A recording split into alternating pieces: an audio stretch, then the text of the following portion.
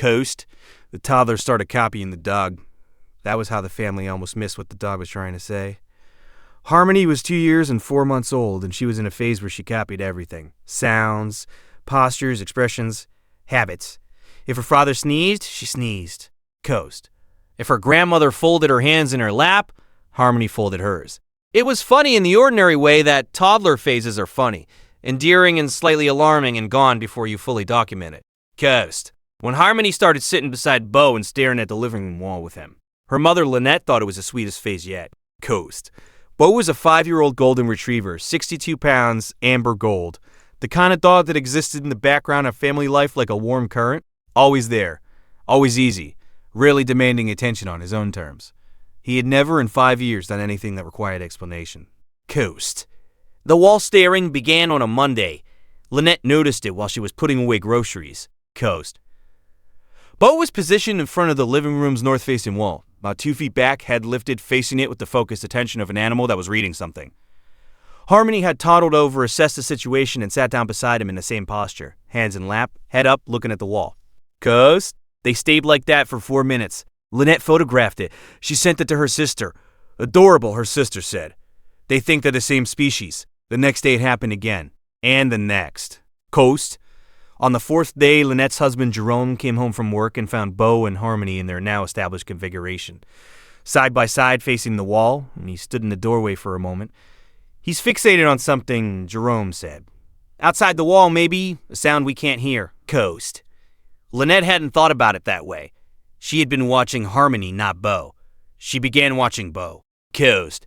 He was not watching for movement or sound. His nose was working.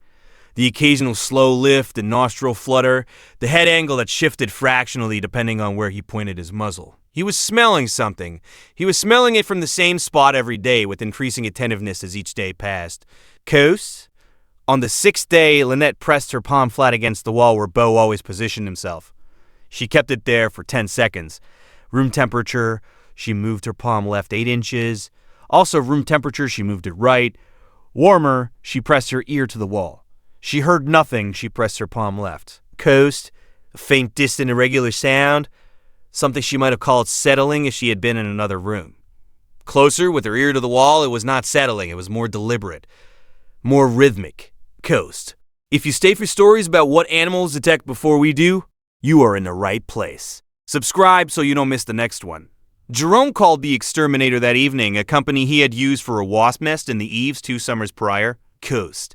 The inspector, a man named Walter Prentice, who had been doing this for 22 years, arrived the next morning and spent 11 minutes in the living room with his moisture meter and his listening device before he asked Jerome where the nearest attic access was. Coast. The north-facing living room wall shared a cavity with the attic crawlspace. What Walter found when he opened the access panel was a colony of carpenter ants. Coast.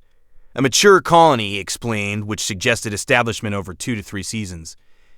They had tunneled through the wall framing, specifically through a central load-bearing stud, with enough structural penetration that Walter asked to see the wall from the outside as well. Coast. The framing was compromised, not collapsed, not immediately dangerous, but not a thing you wanted to leave.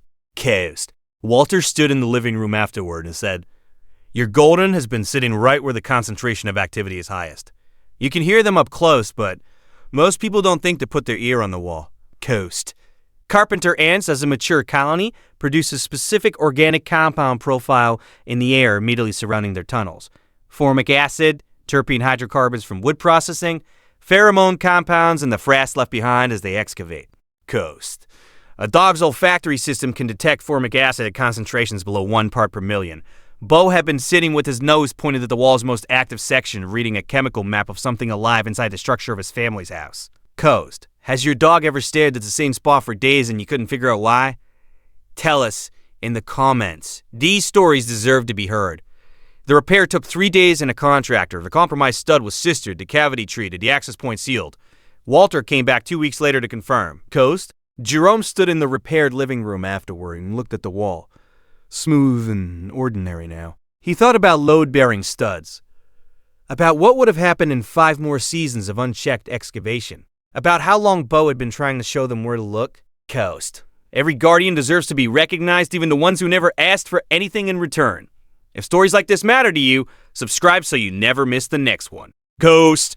Harmony never returned to the wall-staring habit after the repair, because Bo never returned to it. Without the send signal to respond to, there was nothing to sit beside.